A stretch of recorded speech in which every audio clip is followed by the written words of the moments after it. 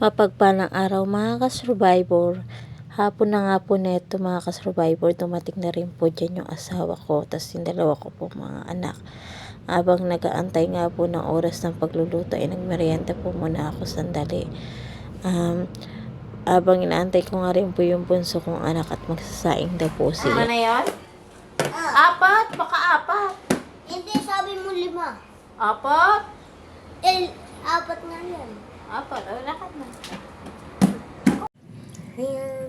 Ayusin mo, no?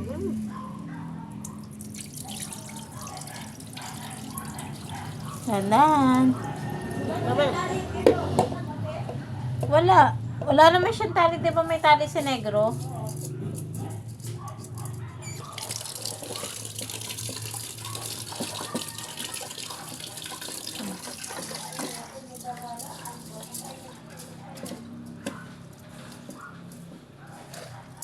Stop na.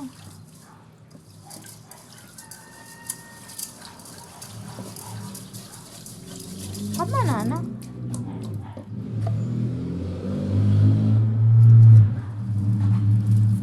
Dandan. Dandan. Oh, stop. Tapos Patak. tinatapo. Oo. Kuha naman na yung patakan ng tubig. Apat yan, di ba? O, apat din yung tubig. Igilid mo muna doon. Andan.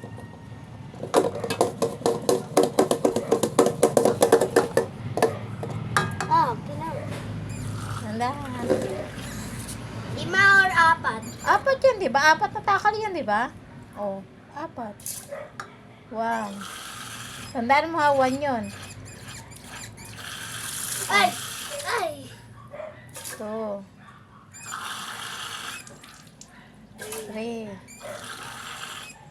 4 4 yun. Ayusin mo yung pigas. Ipantay mo. Huwag mo na laruin, ano? Hindi. Naka-video ka ba?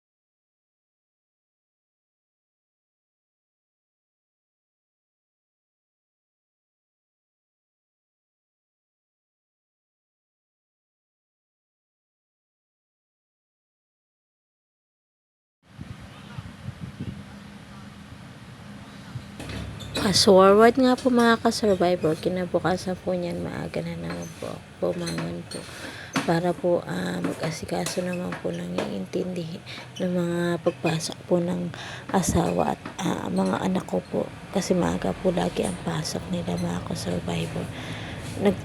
Medyo na late na nga po ako ng gising niyan, dapat po kasi 3:30 gising na po ako, kaso na late po ako na 15 minutes, 3:45 na po nung nakabangon po ako dahil nga po masarap nga po yung tulog gawa ng malamig nga po.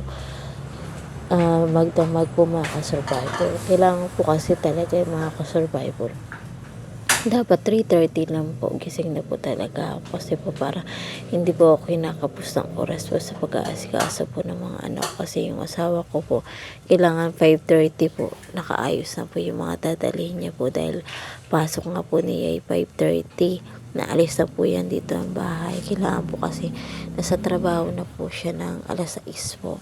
Malapit lang naman po yung trabaho niya dito kasi dinadaan lang po siya dito ng kasama niya po sa trabaho ng motor po. Sumasabay na po siya doon kaya sandali lang po yung biyahe nila, pinakamaan lang po yung 15 minutes po mga ka-survivor. Kaya ginigising, bago po mag 5:00, ginigising ko na po yung asawa ko po dyan para gumayak po sa pagpasok niya mga ka-survivor. Tapos yung anak ko naman pong panganay, mga ka-survivor, kusa na po yung bumabangon po para po gumayak na po siya kasi pag ginising ko po yan ako, alam niya po magagalit po ako mga ka-survivor, kaya sabi ko sa kanya, magkusa ka na anak na gumising na mag-isa mo, mag-alarm ka para alam mo yung oras ng gising mo. Tapos naman po, yung oras na po na yan, mga bandang 4:30 na nga, ay mga 4:00 na po mahigit, ay nagising na nga po yung bunso ko. Nagulat nga po ako kasi kahapon po, maaga po yan nakatulog, hindi na po nakakain ng hapunan. Nagtuloy na po yung tulog niya, magdamag na po na yun, hindi na po namin nagkinising. Yun po pala yung maagang magigising mga 4:00 na po. Kaya po ang ginawa ko po nung mga bandang umaga po, pinagkaahain ko na rin po siya na makakain po.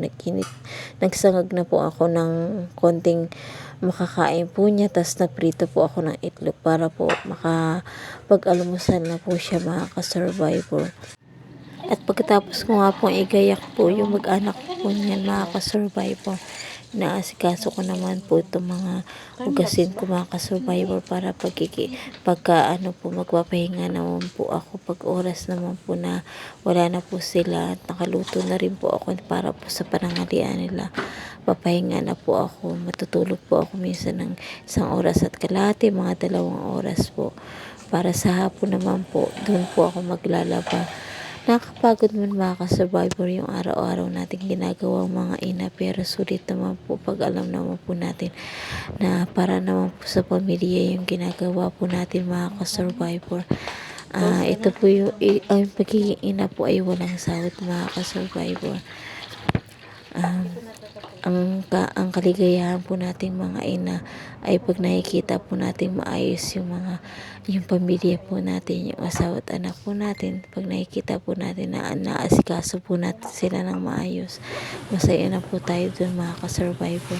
Ito nga po yung anak ko nga po na panganay, siya po papasok na at nariyan na nga po yung service niya. 5:30 din po naalis na rin po yan ng bahay, alas magkasabay lang sila ng papa niya.